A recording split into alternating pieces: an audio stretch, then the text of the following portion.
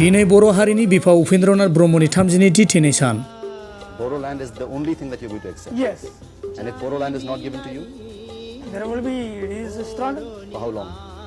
continuously till it is as it. Yes, we are ready to fight.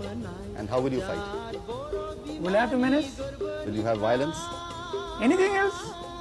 Will you go underground? Not that. गोजोन आरो खौसेथिनि हानजा सुरदों उदालगुरि जिल्ला दुलाराय बर' फरायसा आफादा।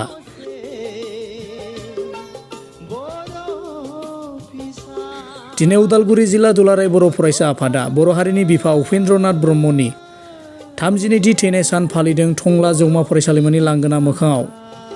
हाबाफारि बायदियै फुंनि समाव एबसुनि फिरफिला बिरहोनाय बिरहोयो आफादगिरि लहित चन्द्र बर' बिथाङा आरो बड'फानि मुसुखायाव बिबार बावजेनो बारग' आफादगिरि नेरखां खाख्लारि बिथाङा। बेनि उनाव बिफां गायनाय, गोलाव हानजा सुरनाय बायदि बायदि हाबाफारि लानाय जादों। फै जों दानिया लेङाइ आफादगिरि रबीन्द्रनाथ बिथाङा मा फोरमायदों खोनासंनि।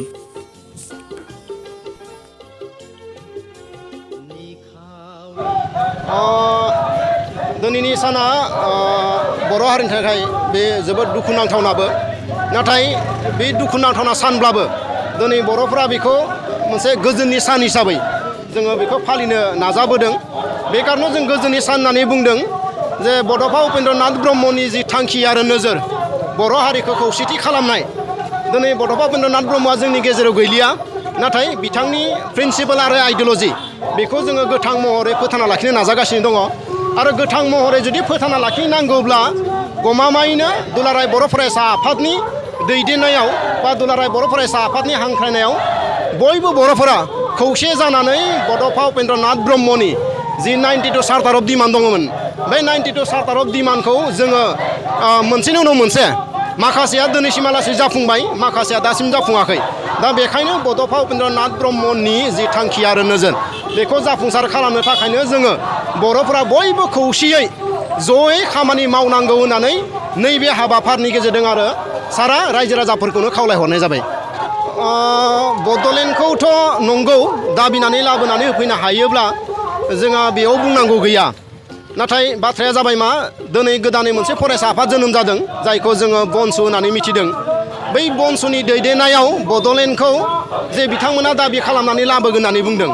दा बुंनांगौ बाथ्राया जाबाय मा, थांनाय 10 बोसोर 15 बोसोराव BTCआव BPFनि राजखान्थि हान्जाया सरकार सालायदोंमोन आरो बे 10-15 बोसोराव दुलाराय बर' फरायसा आफादा थामथि खेबनि थाखाय आलादा न'खर बड'लेण्डखौ नांथारगौ होननानै सोमावसारनाया जादोंमोन। आरो बे जेब्ला दुलाराय बर' फरायसा आफादनि थामथि खेबनि जि बड'लेण्डनि थाखाय सोमावसारनाय, बे सोमावसारनायाव BPF राजखान्थि हान्जानिफ्राय सम्पुर्ण भाबै जोंखौ मदद खालामाखै, बरन्स बिथांमोना जोंखौ बादासो होदों। रायजो राजाफोरा जेब्ला सोमावसारनायाव बाहागो लानो फैयो अब्ला बिथांमोना लामा ससेयाव होबथादोंसोमोन। दा बुंनांगौ बाथ्राया जाबाय, जाय मानसिफोरा थांनाय 10 बोसोर 15 बोसोराव आलादा रायजो बड'लेण्डखौ सोमावसारनायखौ होबथाबाय, बै मानसिफोरा दिनै बड'लेण्ड सोदोबखौ लानानैनो राजनिति खालामनो नागिरदों। आरो एखेबारे बुंथारनांगौ बाथ्राया जाबाय, जाय मानसिफोरा राजखान्थि हान्जा BPFजों आगदा आगसि थाफायो बै मानसिफोरासो दिनै बनसुनि दैदेनगिरि जानानै फैदों। दा बेखायनो बिथांमोना आलादा रायजो बड'लेण्डखौ नाम केवसो सोमावसारनो हागौ, नाथाय बिथांमोननि बिबेगा, बिथांमोननि सिन्ताया सम्पुर्ण बड'लेण्डनि थाखाय नङा, माने बिथांमोना राजखान्थि लाबालाबनि थाखायल' सोमावसारनो नागिरदों। दा बेखायनो जोङो बुंगोन जे कुनु पयदे बियो बड'लेण्ड सोमावसारनायनि थाखाय गोरबोजों नङा, बेयो राजथाखि मुलाम्फानि थाखायसो बिथांमोना सोमावसारनो नागिरदों। आरो बयनिख्रुइबो दुखुनांथावसिन बाथ्राया जाबाय, थांनाय 10 बोसोर 15 बोसोराव बड'फा उपेन्द्रनाथ ब्रह्मनि जोनोम सानानो होन बा थैनाय सानानो होन, बे जोनोम सान बा थैनाय सानखौ BPFजों जाय मानसिफोरा दंफायोमोन बै मानसिफोरा मालाबाबो समर्थन होबोआसै।